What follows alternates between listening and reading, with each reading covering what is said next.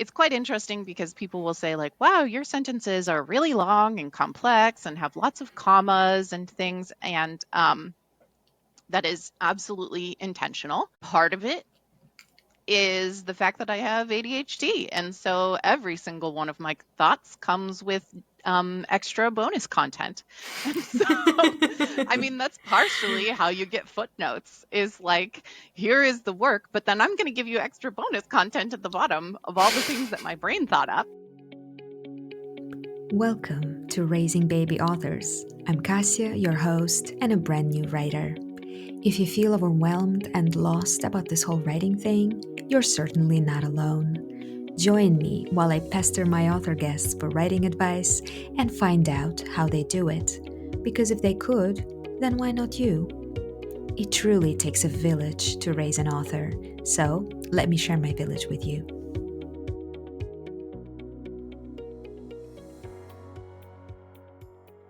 Hello, dear listeners, and welcome back to the classroom. Thank you so much for giving me your time and attention. And let's introduce our next mentor today.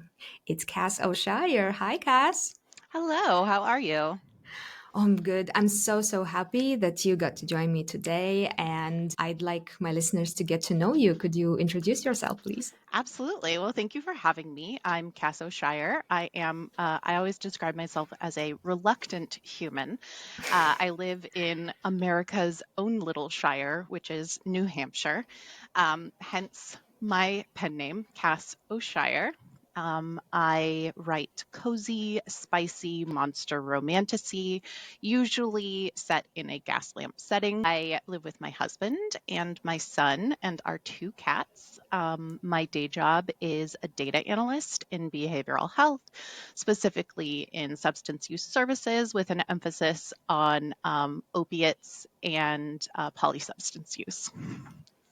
Okay, that's the first time I hear that. We I also heard. have two special guests today, my cats. Oh, there's two of them. They're so cute. Oh my god. Yeah, I heard data and I was like, okay. So we have somewhat similar professions. I am a data scientist, but not specialized in anything. I work for clients. So like, Oh, awesome. yeah, I I'm a get data to. analyst, which is like a step down. I'm not getting into uh, machine learning or R or any of that jazz. I just stick with Oracle and SQL, and I work primarily in Tableau. Oh, I do like working with Oracle a lot. It was a very nice database. It Hmm. had so many nice functions. I just got excited because we have similar We professions. digress. I don't get too many tech people. I mean, outside of all of my tech colleagues that I have. Yes. Well, thank you for coming today. And I guess let's start with how you got into writing. Tell me about your journey and why do you write?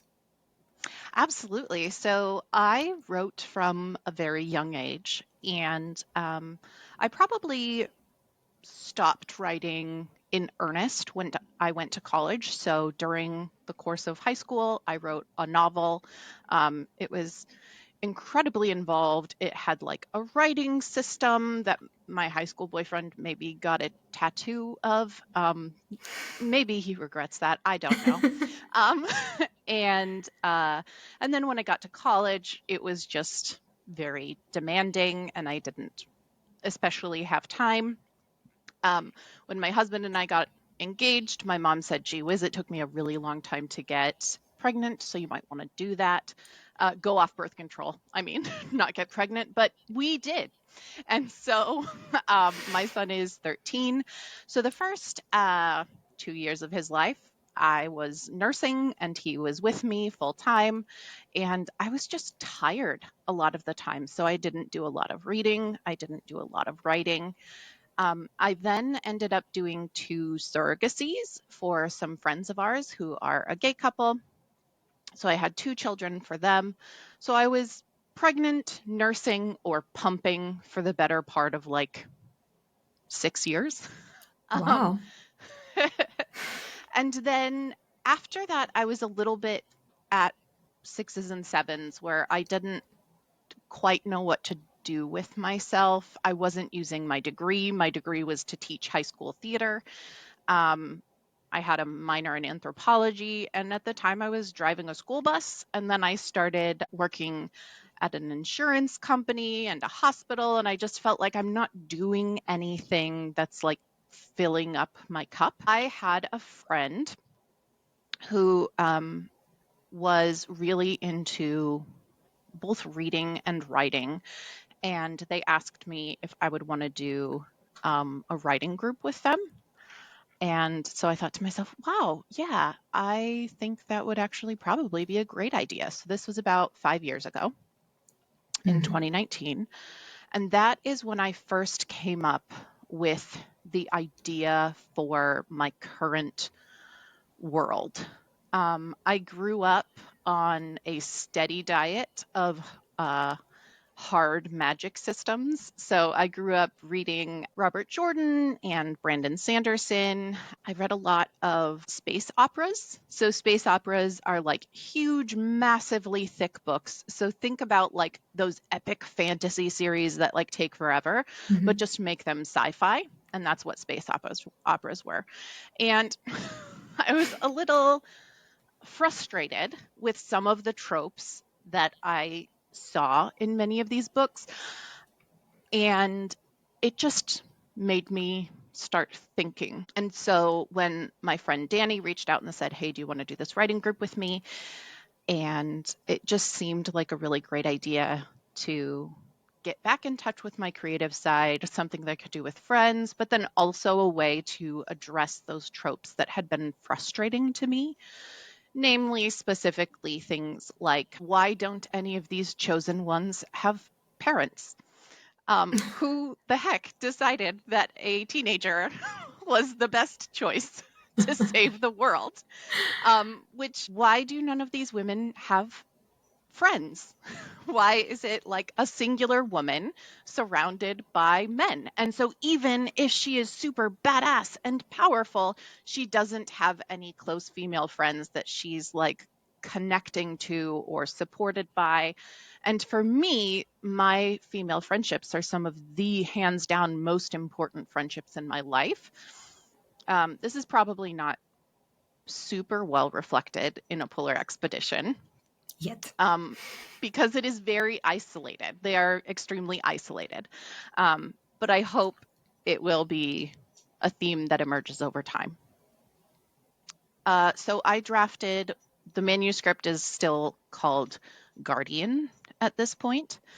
It is quite long and it is an epic fantasy.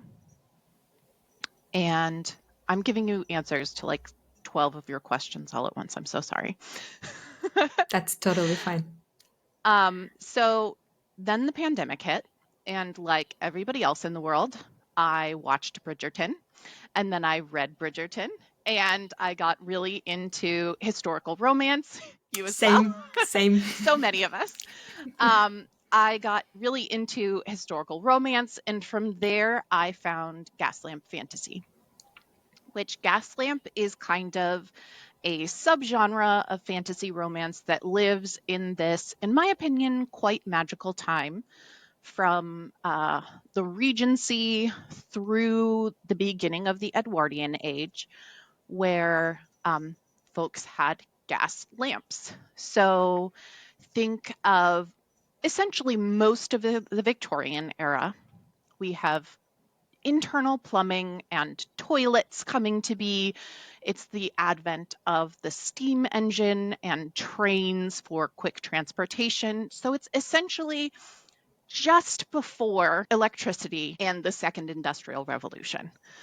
And so I'm worried that it's not actually called the second industrial revolution, but the advent of electricity. I wouldn't know. But so basically, it's this really interesting time where there is oftentimes this feeling of being on the cusp of something really great and interesting. And in many ways, they are still quite modern people, but with a lot of these older sensibilities, if you will. Then, because I was reading historical romance, I read Sarah MacLean. Sarah McLean has a wonderful podcast, and she also has Yes. on her website um, this list of books that she's read that are great recently. And on that list was Morning Glory Milking Farm by C.M. Nescosta.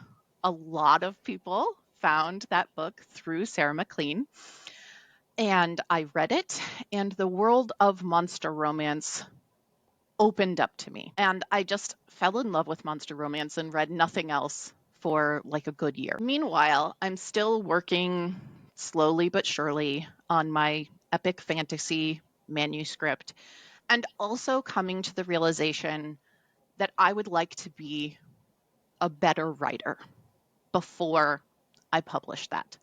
And that perhaps in the meantime, I should do something smaller, Hmm. something easier to build up my writing skills.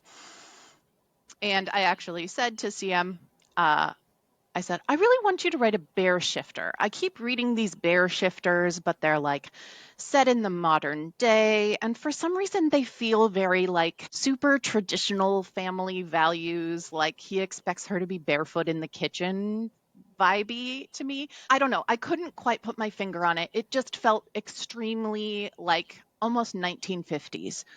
Like I thought to myself, do these people have gay friends? Like, do they? um, and so she said, Cass, I have a lot of books I need to write. If you want a bear shifter, you're going to need to write it yourself.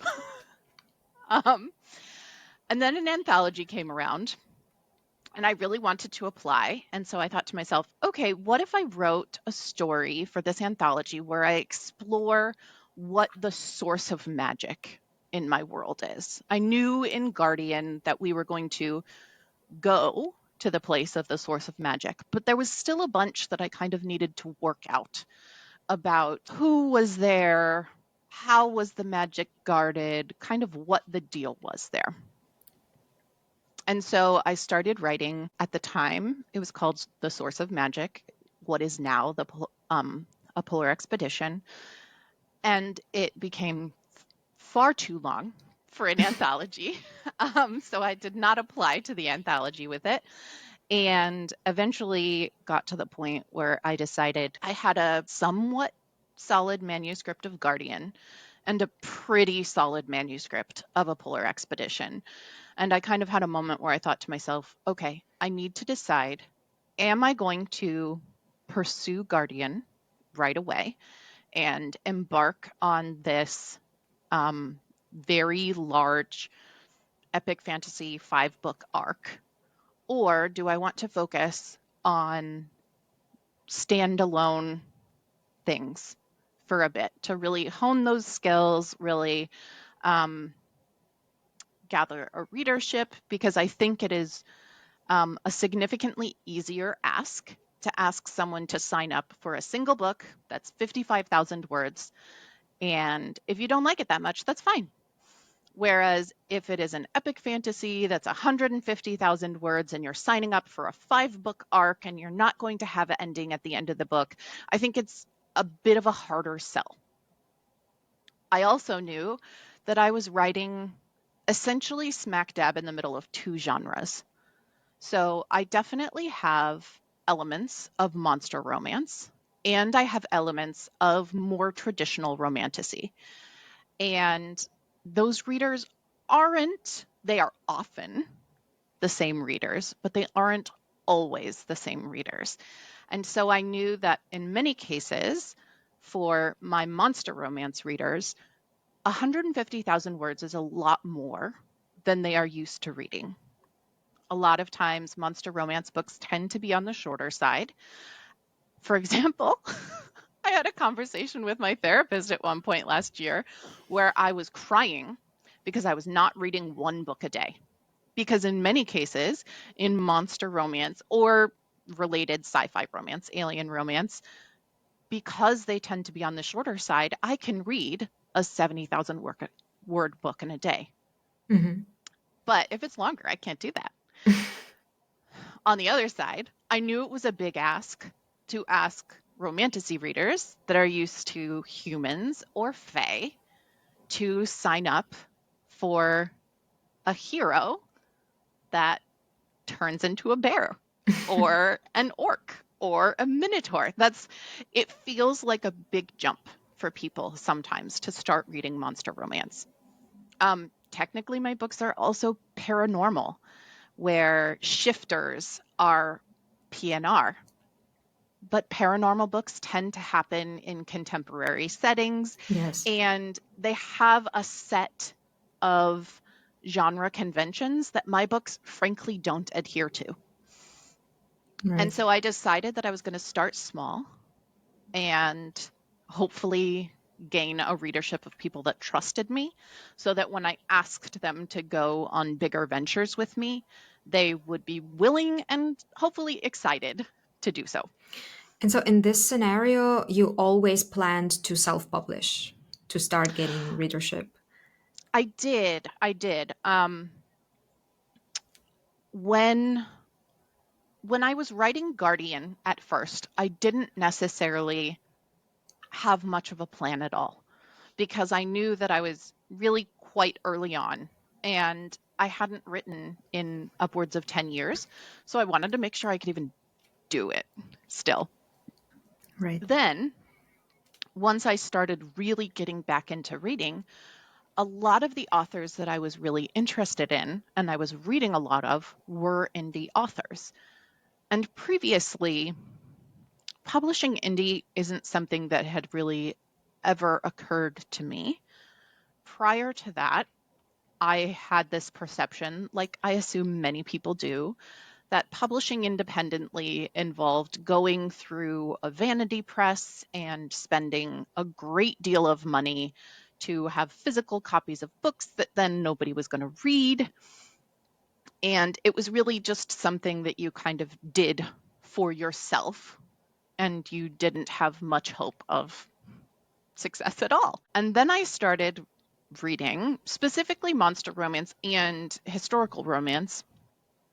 And there were all of these authors that were independently published, and they were quite good.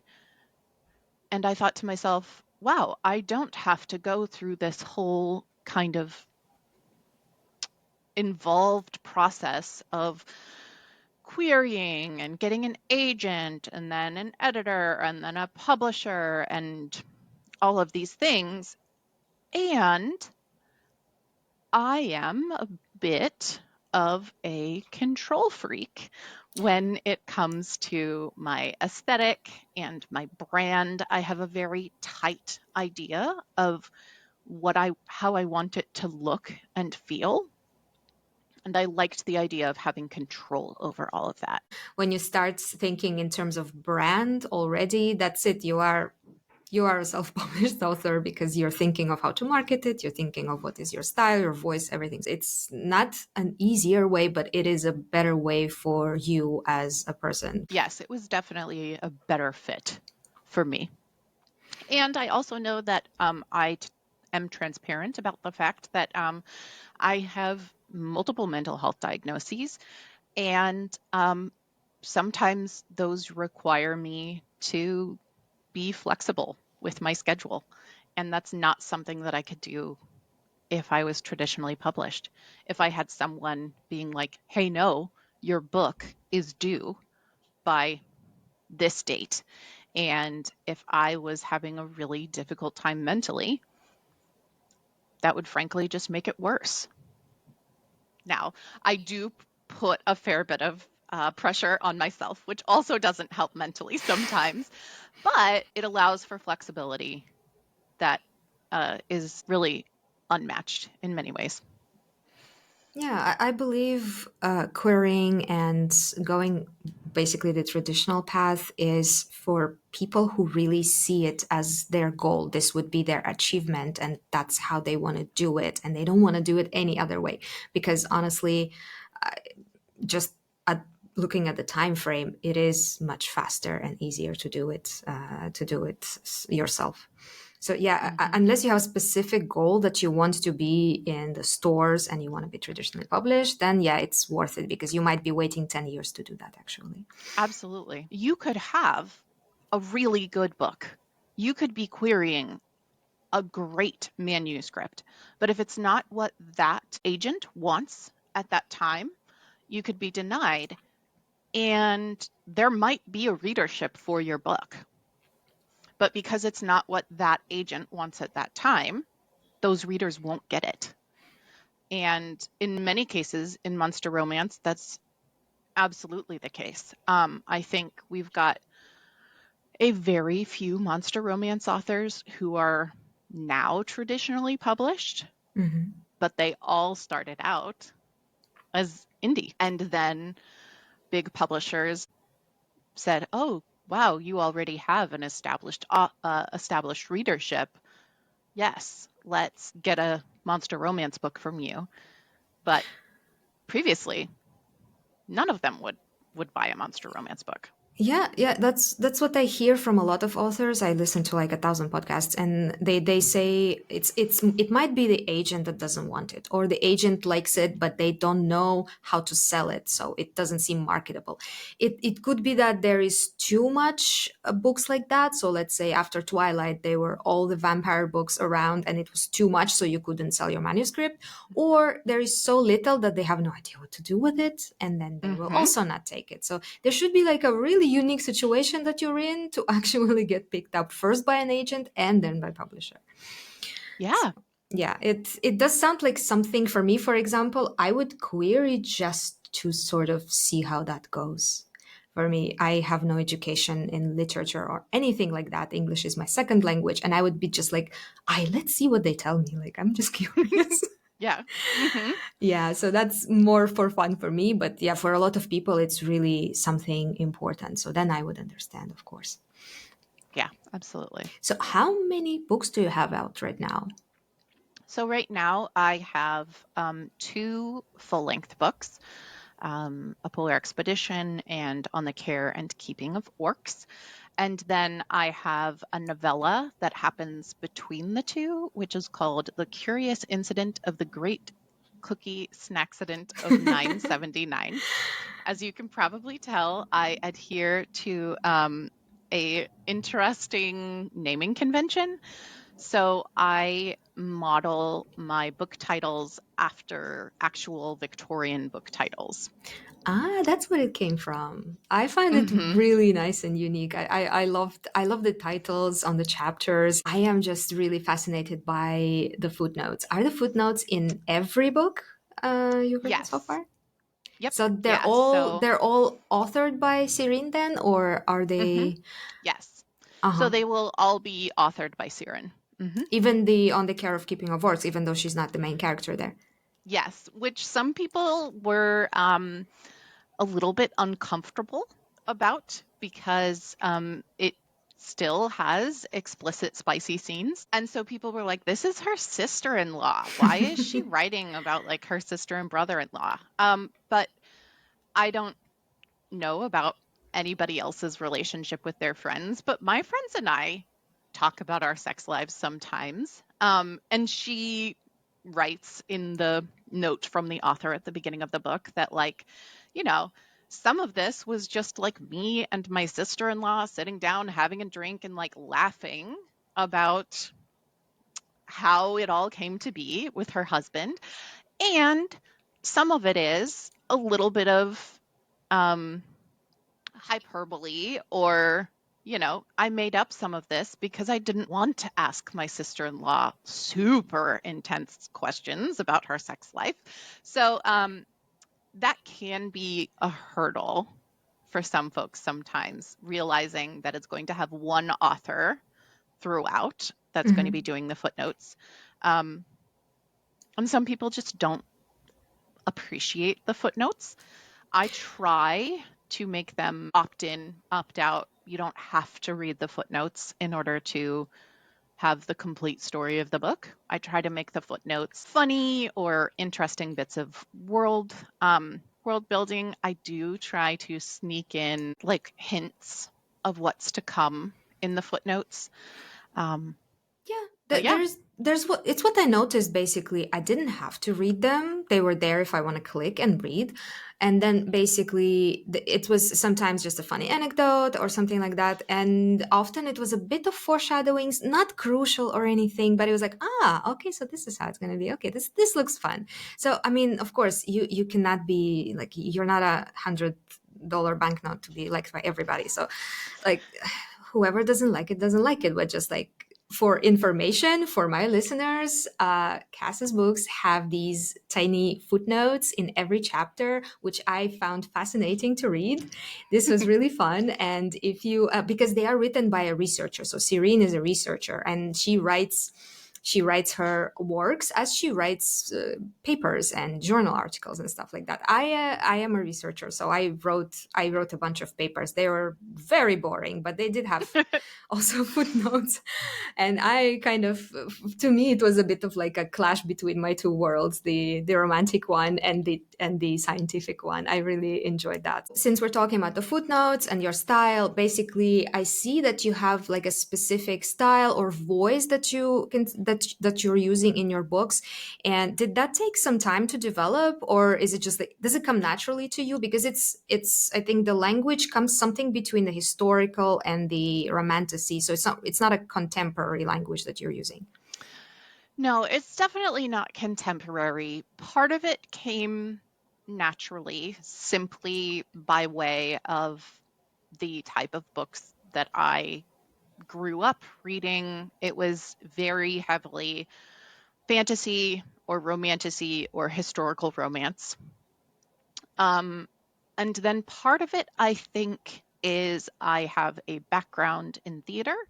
And so oftentimes when I'm writing dialogue, I will do voices for the characters, and that will help me to get in their pattern of speech and their manner of talking. I also do a fair bit of dictation when I'm writing.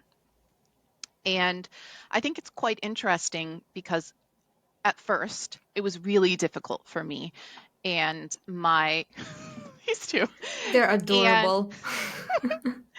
and I had a difficult time getting out of my speaking voice and into my writing voice.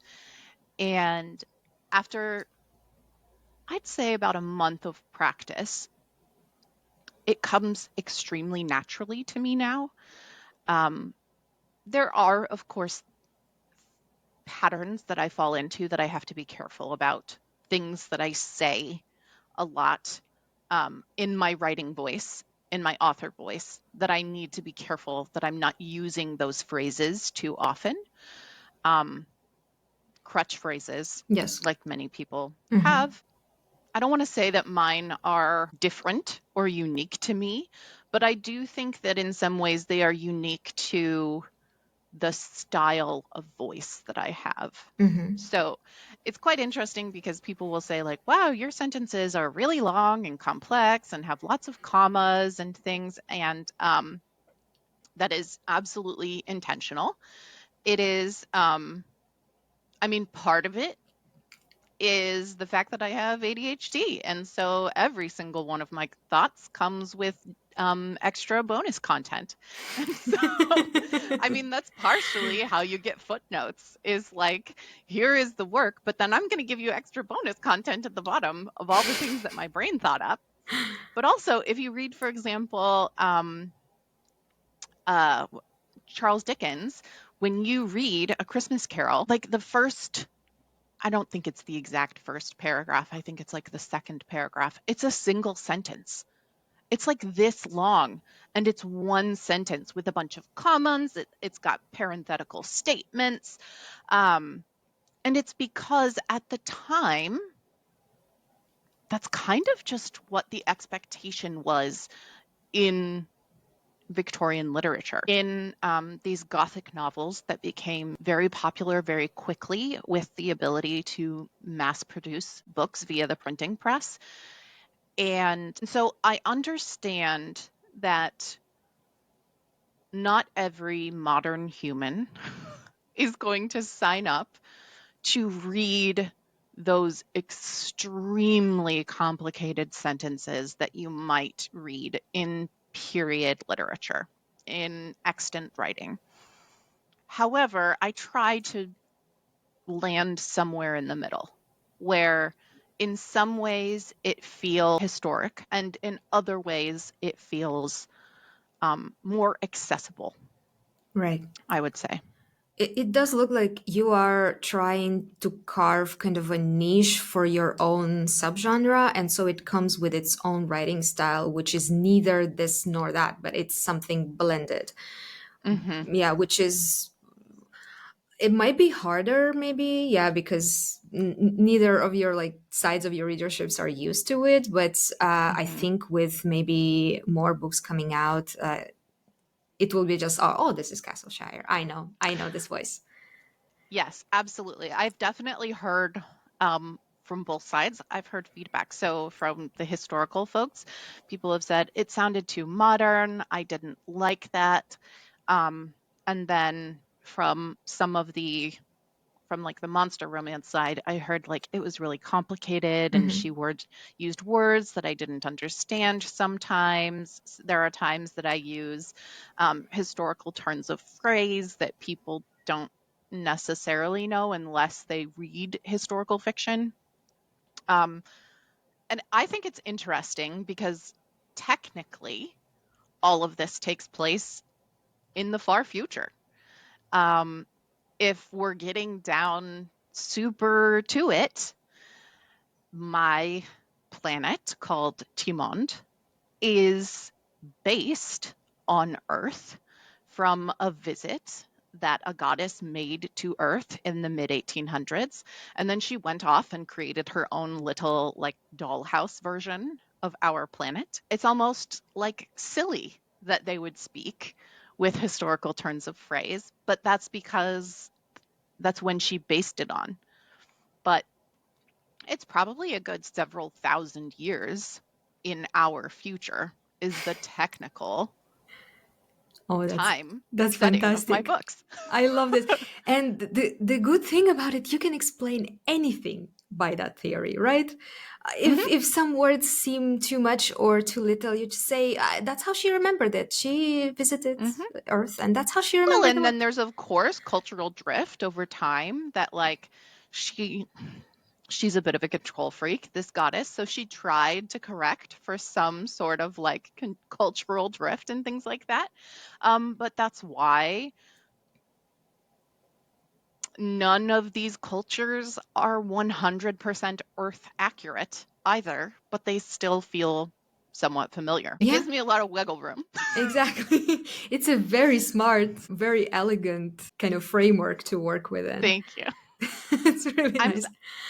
I'm kind of silly in that I am not bothered in other people's works about things that seem unlikely or incongruous, but they are things that I have difficulty allowing them in my own writing.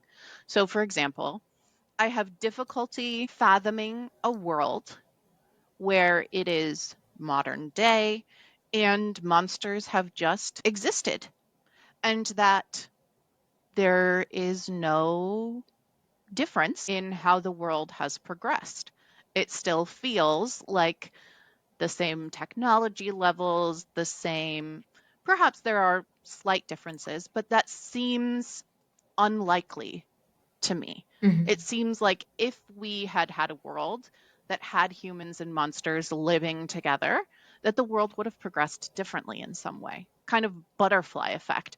If we're making such a profound change, how is it still the same? And then on the other side of that, how do we have a second world fantasy novel? So just traditional fantasy that somehow feels just like medieval Earth with different names, which again, these are things that I absolutely enjoy in other people's books. I don't think about it too hard when it's other people's books. But when it's my own book, I just feel like I can't justify it to myself. And so I needed an explanation for why that was the case. I just remember that I'm currently reading Mortal Follies by Alexis Hall, and it kind of reminds me of your style actually, because it's also so he writes contemporary and historical and fantasy, and Yep. this one is a historical fantasy, I think. So it's Hmm. written in the Regency period, but this Regency period is in like an alternative universe, because they have Christians, but they also have old gods, and everybody's recognized. So they know that they're old gods. They know that they're fairies, pixies, and like all sorts of creatures. So they know all that, and yet some people are Christian for some reason. I don't understand. Um, and then it's kind of magical but also historical, and the writing style is quite similar to yours, I would say.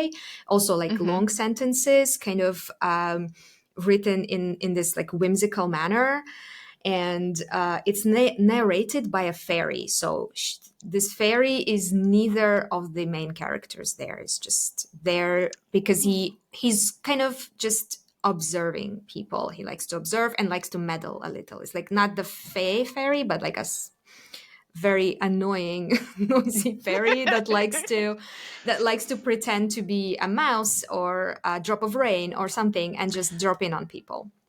Ooh, I need So to read this book. yeah, you do. That was my point basically. See, it just like if you think that you're maybe alone in this kind of niche, there are people who are also experimenting with this kind of There absolutely yeah. are. There absolutely are. There are quite a few of us, not quite a few of us, but there are there we tend to fall in gaslamp fantasy, those of us that have historical settings. It can also be called fantasy of manners, is another name for the subgenre. There is a type of book that is called a comedy of manners, Mhm. which is a historical book where almost the manners and the strictures of society at the time cause problems that they have to navigate around. So, easiest of all, think about a woman caught alone with a man. Now she's ruined. Now we have to go through either he needs to marry her or we need to shut everybody up that saw them to make sure that they don't talk about the fact that she's ruined. These are the kinds of like comedy of manners uh, tropes and genre conventions that we think of. And so a fantasy of manners, which I believe AJ Lancaster is the one that, I don't know if she came up with that name, but she's the one that I first heard speak use that term, is this idea of it is a historical book that has all of those, or historical feeling that has, but magic involved. Um, so I'm happy if you want to give you like a list of some books that you could like put in the comments or something. Yeah, I can put the books in the show notes, because for me, for example, I'm not familiar with the genre. I think Mhm. yours was the first book of the uh, even of the gas lamp Yep. fantasy that I've read. So yeah, I think it would be interesting just to for people who would like to write in that genre or just to get introduced to know about Hmm. that. Yeah. I do think it's interesting because we come from historical in many cases. There's a real range of spice in the subgenre as well. So there are some books that are closed door. There are some books that I think of that like they don't even kiss until like book three of the series. Whereas there are some like mine where it's like super spicy. Yeah, yeah. Okay, yeah, yeah, let's do that. One other thing that I noticed in Polar Expedition is I really enjoyed how the chemistry between the main characters was articulated. I loved that it was so cute and adorable, but I was like, I don't see that in many other books.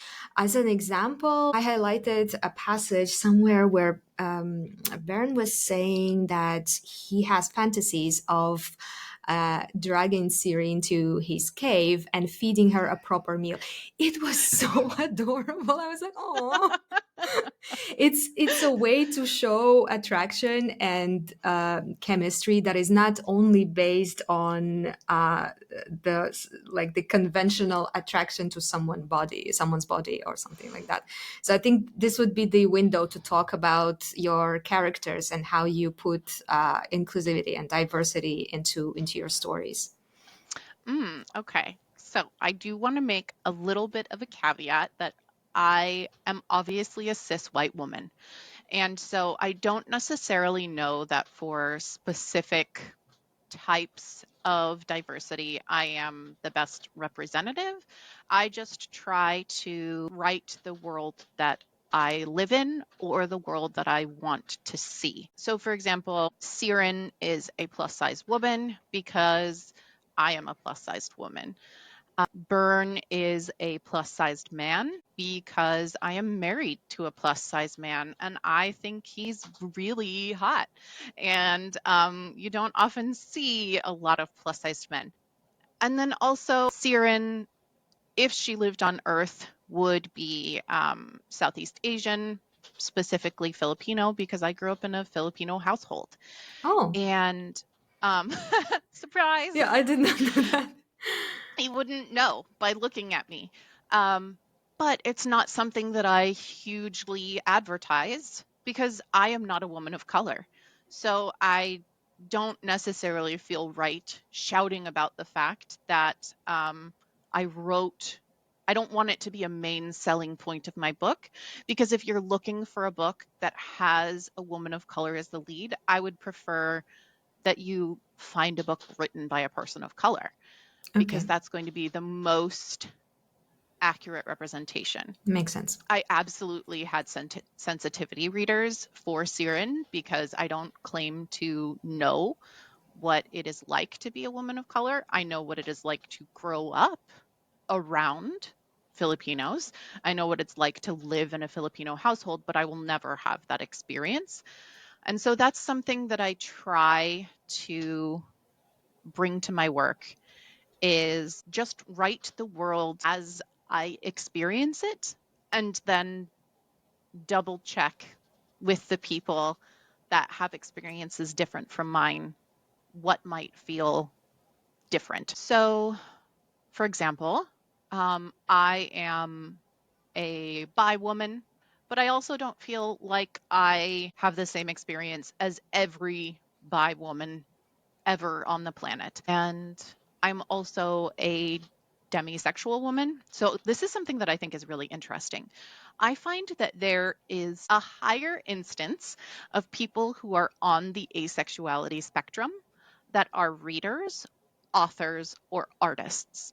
Mhm. And I think it's because there's this interesting idea when you have atypical arousal, there's somewhat of a fascination with attraction and arousal. Like, gee whiz, wouldn't it be so interesting to know what it was like to look at a person and be like, I want to have sex with that person. Never in my life have I felt that. Never in my life have I looked at another human and said, wow, I want to have sex with them.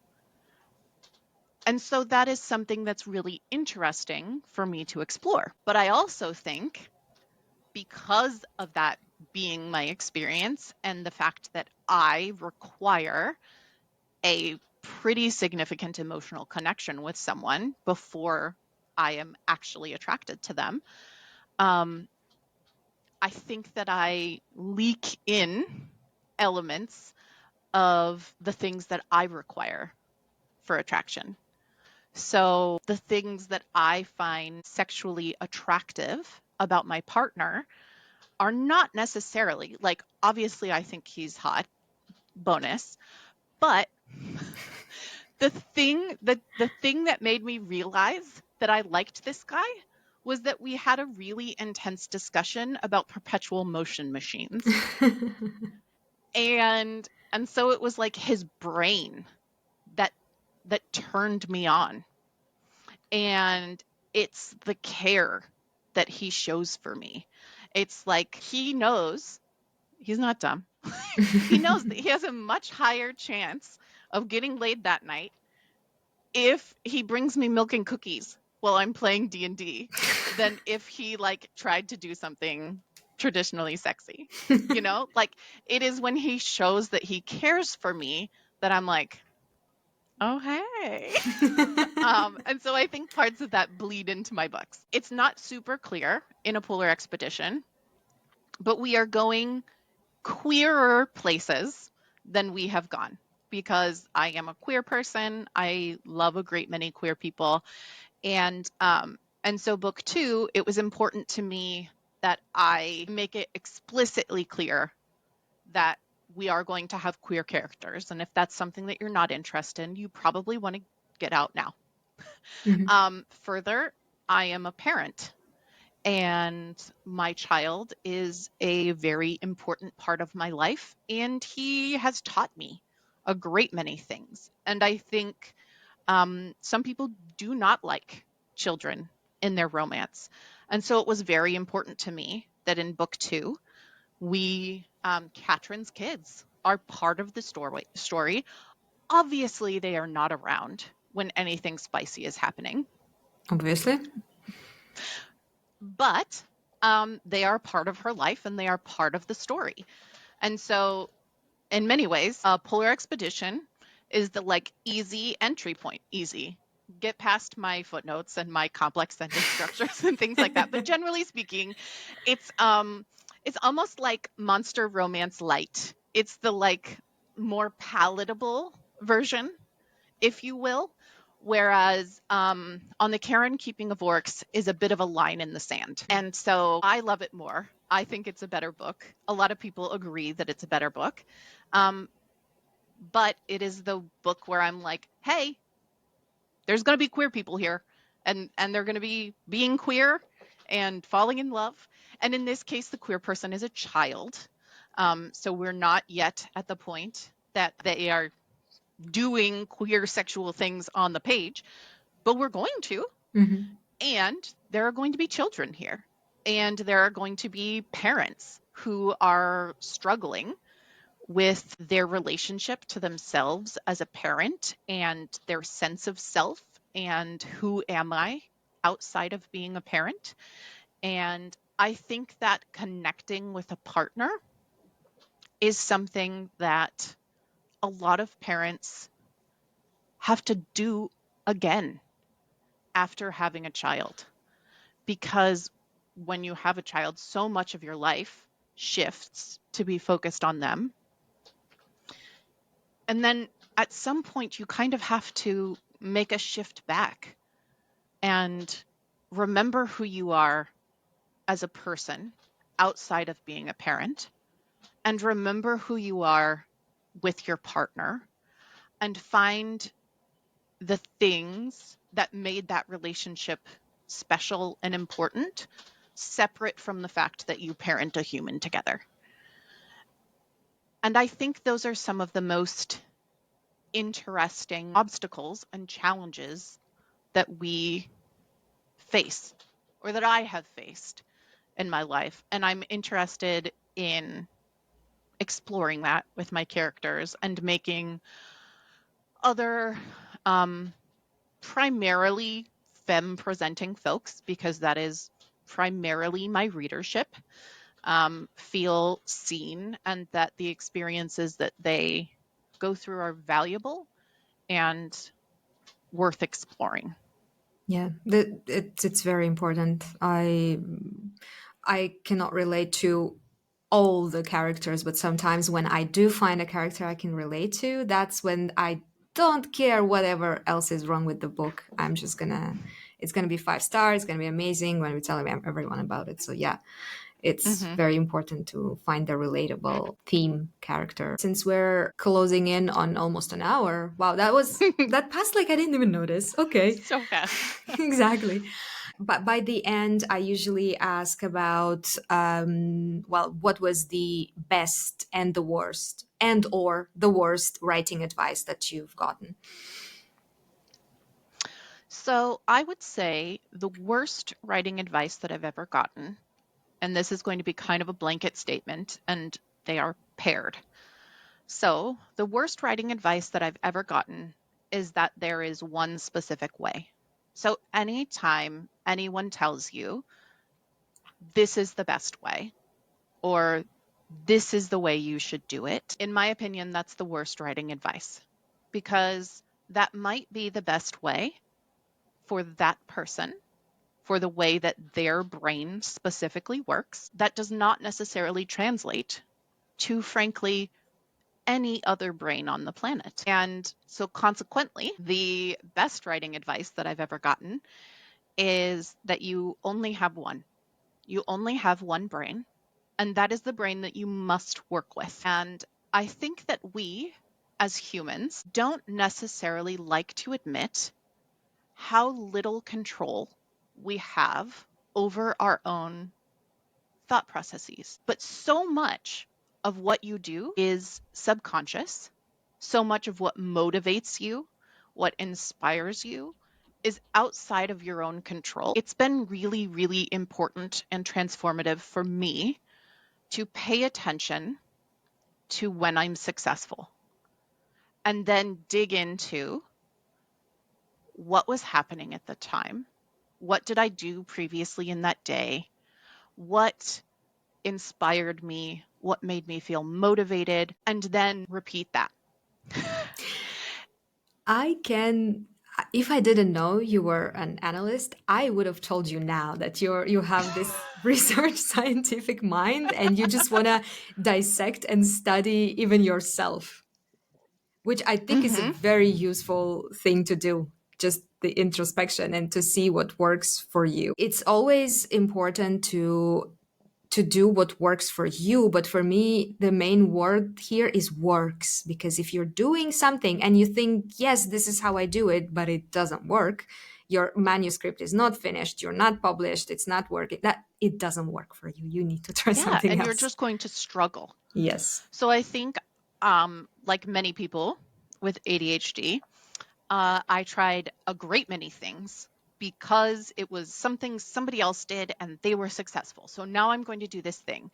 And I would do like a whole bunch of different things, and none of them were successful. And I got very frustrated. And then I would find something that worked, but it would be something that somebody that I respected said didn't work for them. And so I would be like, well, this isn't the right way you're supposed to do it. Like, this isn't how it's supposed to happen. You're supposed to whatever. And so then I would break the thing that was working for me because of a perception that I had. And so I don't think that I've necessarily dialed in my correct writing style. I don't know that anybody ever necessarily will. Um, but just this idea that in many ways you have to put blinders on and understand that every other writer lives a different life than you do and has a different brain. And so they might, we're going to air out one of my insecurities. I am very good friends with someone who publishes a book a month. Oh. And she lives a very different life than I do, and she has a different brain than I do. And because we are friends, I know that there are sacrifices that she makes in order for that to be possible. I know that they are not sacrifices that I could make. This year, 2024, I decided I don't make resolutions, but I pick a word for the year that I want to try to focus on for that year. So this year, the word for me is balance, because throughout 2023, when I first published, I went super hard on publishing, on marketing, and I think in many ways it paid off for me. I think I had a relatively successful release as an indie author. Obviously, not as successful as some people, but I was generally speaking pleased with how it went. And I know for a fact that I paid for it in other places in my life. My relationship with my husband suffered, my relationship with my son suffered. Quite frankly, my day job suffered a bit. Mm. And so this year I'm trying really hard to find ways to seek balance in my life because I think people think indie authors make a lot more money than they do. If And only. if only, I am the primary breadwinner in my family. And so my books would have to become vastly more successful than they currently are for me to be able to quit my day job. And my relationships with my husband and my son and my friends are the most valuable things in my life. And if I had to choose, I would pick them every time. And so I can't allow for those things to suffer. And so this year, I've really spent a lot of time exploring what sacrifices and shifts I need to make Mhm. to find that balance. Frankly, I had to burn out Ah, to learn it. And I'm just grateful that I burnt out right when book 2 came out so that I had a little buffer to recalibrate and get back on schedule. And at this point, I've figured out a few things that work really well for me. I tend to write, I wake up early and do a power hour of writing, mhm. and hopefully I write 1,000 words. And if I write 1,000 words before work in the morning, then great. I find I have a much better day. Um, and then in the evenings, I might do a little bit of editing, but I also have several nights a week that I have planned standing family nights or nights that we spend playing board games with friends to foster those relationships that support me. We're always trying to find balance. Balance, balance. Yeah, that might be the name of the episode. Let's see. All right. So before we wrap up, just if you know any good craft books, podcasts, YouTube channels that you follow yourself, I will put also the recommendations in the show notes. So if you could name some. Sure, absolutely. So I really liked The Heroine's Journey by Gail Carriger. I also really enjoyed, oh my goodness, the Universal Fantasy book. I will I have that in get my wish you list. her Yeah. name. Yeah, I have that Butter. in my wish list. I will put it there. Yeah, I remember. It's really, really good. Hmm. I also really enjoyed, I'm trying to remember what it's called, the Writing Excuses podcast with Brandon Sanderson Uh-huh. and Mary Robinette Kowal. And there are definitely other co-hosts on that podcast. I listened to that for a long, long time. I also really enjoy the Myths and Legends podcast. I think it is super helpful for especially fantasy writers Hmm. because he really digs into a lot of myths and legends and monsters from around the world that are very inspiring. Okay.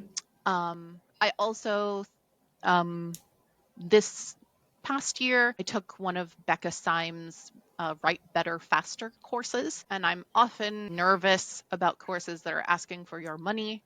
I do think that this one was worth the money that I spent on it because it it was the one that really gave me the epiphany about like working with who you are Hmm. and the things that you cannot change and digging into what makes you tick, what what things are unique to you that are strengths and weaknesses, and how do you navigate that.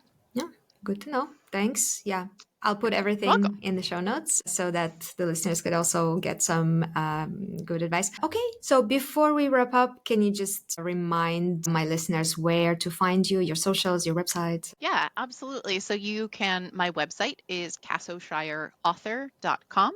I am Kass O'Shire across all socials. No periods or I anything, think just on TikTok you're a little bit different. I could not find you. There I was think you are right It was now that you mention it. Cassie. It was Cassie something. Also It's O'Shire, probably but there was Cassie O'Shire. yeah. Because for a while I wasn't certain if I was going to be Cassie or Cass. But there are a couple other Cassies and Cassandras Mm-hmm, in mm-hmm. the fantasy romance space. So I just went with Cass, especially because I realized that all my friends call me Cass. Okay, well, thank you. Thank you so much for coming Thank to you. talk to me. I still have about I'm like 150 questions left, so we're going to Mm. I'm gonna beg you for another episode at some point.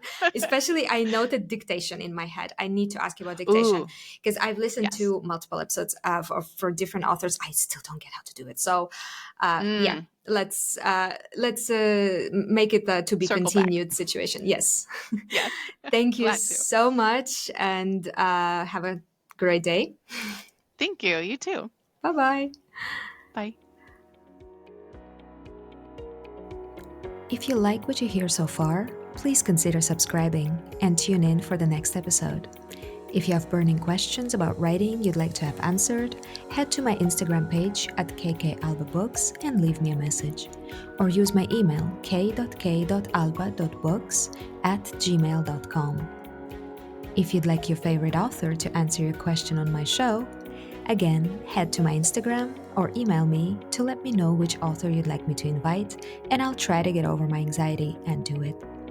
On the other hand, if you're an author who's published at least one book, traditional or indie, and you'd like to become a guest, well, you know what to do by now. Message me and let's get to know each other.